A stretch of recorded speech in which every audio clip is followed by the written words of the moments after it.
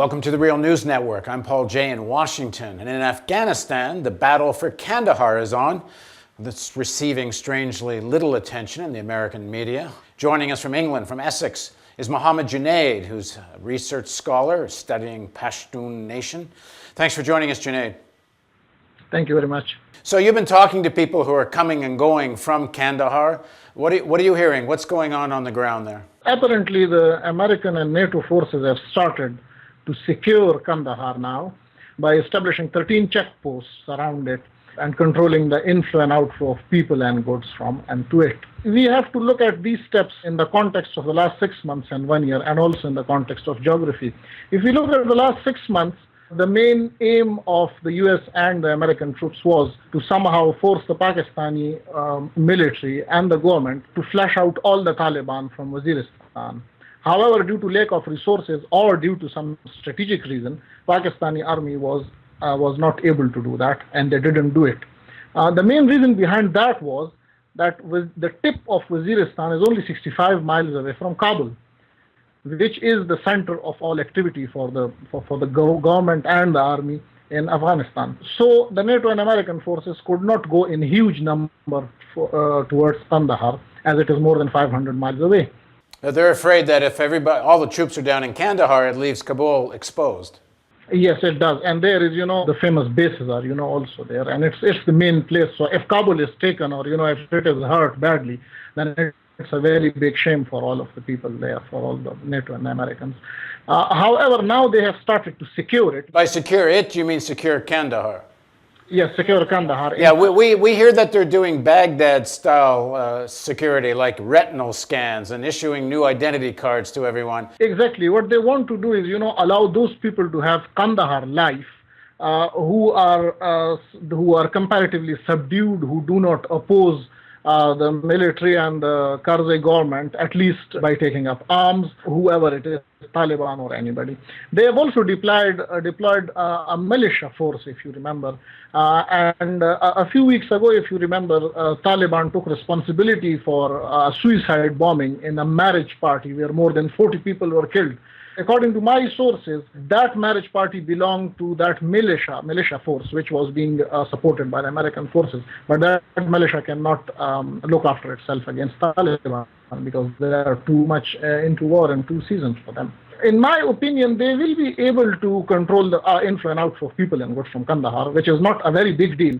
However, they will be hurt to some extent in doing that. The real challenge will come when they have to keep a sustainable lock on that city and subdue people for a long term.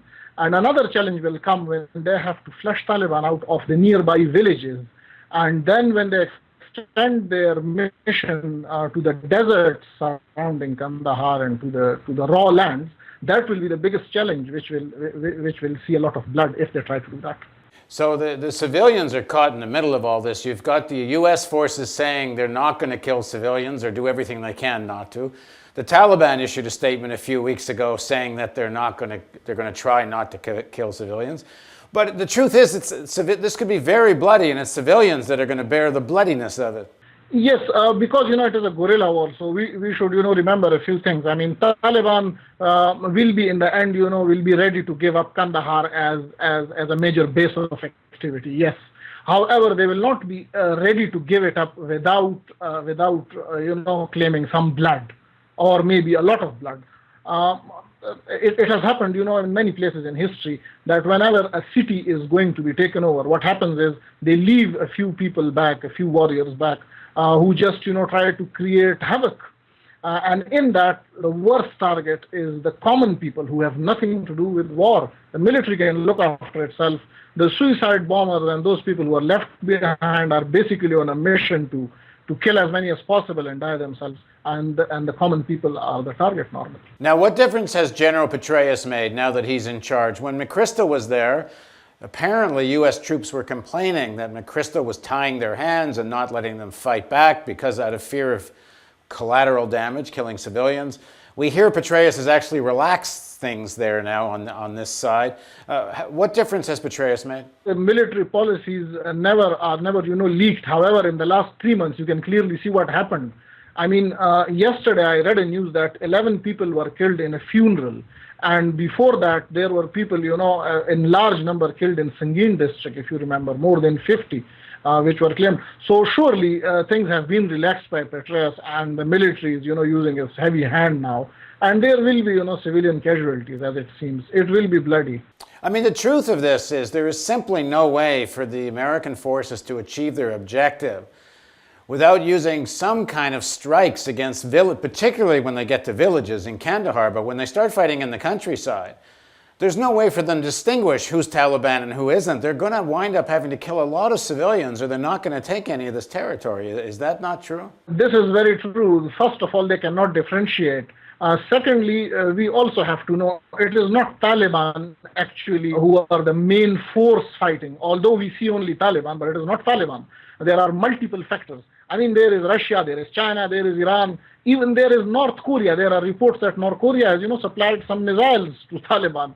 So US have a lot of enemies, and then there are, I think every country would hate US, to have permanent bases in Afghanistan. There are so many enemies for America to tackle. And the face of it looks like Taliban, but there are so many enemies. What you mean by that is the forces fighting the Americans have a lot of places to go for money, for arms, for different kinds of support. Yes, they are being actively supported as the news comes. And it is, the media, puts it only to the drug money, that, there is only, the Taliban are, supported by drug money. But that's, it doesn't have, enough roots. Drug money is not enough. You need to have, a lot of weapons. You need to have, sanctuaries to live in. And those sanctuaries are being provided, in the Pakistani regions to some extent, which are ungoverned and which are ungovernable, since 2 centuries, I may say. And, the other countries, China. Well, we're told that through WikiLeaks, and of course most of us knew this anyway, that Pakistan has been accused by the Americans of playing a double game here. And especially with the flooding now, the Pakistani troops are all caught up in trying to deal with the effects of the flooding and hundreds of thousands of people out of their homes. But aside from that, is there any evidence that Pakistan is giving support or direction one way or the other with the Afghan Taliban fighting the Americans? Well, because, I belong to Peshawar, and, what I will tell you is the media is very weak on, its historical memory of the events. Let me, tell you, why would there be elements inside Pakistan and probably within ISI or old ISI guard who will be, hand in glove with the Taliban to some extent? It will be natural. Why? Because, when Russia came into Afghanistan, Pakistani ISI was the main force which was deployed in the front lines to support Mujahideen, and the Americans and the rest of the world supported them. It happened, and the ISI somehow, and the Pakistani military supported them wholeheartedly to such an extent that USSR was no more and it became a unipolar world. As soon as the Russians were out and the USSR was broken, America was no more seen in Afghanistan. Sanctions were slapped on Pakistan. Everything went from a strategic ally for a decade. Things were, 180 degrees suddenly. I personally think, due to the institutional memory of Pakistani army and ISI, they shouldn't and they wouldn't give the whole chunk, the whole cake, the 100% goal to America. Because as soon as they do it, Pakistan will be again in the bad books of America. So they have to keep something with themselves. So as the fighting continues, just shortly, what are you going to be looking for over the next week or two to see what direction this is all going in? I think, it is slow. It is rather a slow progress. And there will be skirmishes around. People will die. Soldiers will die also. Common people will also die. But I am also afraid that, the media is not allowed to report in a way, they reported on Marja or, even on the operations back then in the past 1 decade, because most of them have been labeled as a failure. So this operation is not going to be reported in media as the normal ones are. And just one more question. Is there any evidence that ordinary tribes are picking up arms against the Americans, or is it all organized Taliban? Look, if you look at, the history of that place, Afghanis normally do not like invaders. However, they have been subdued for some period of time in the past history. But they cannot be subdued permanently. because at a certain point there is, a cultural clash. There is a cultural clash because Pashtuns are majority. There is Tajik, Uzbek, and Hazaras, and there is also the fear of Western culture. When those things coincide, they will, surely take up weapons. Some of them would have taken weapons, and others will take up weapons in the future.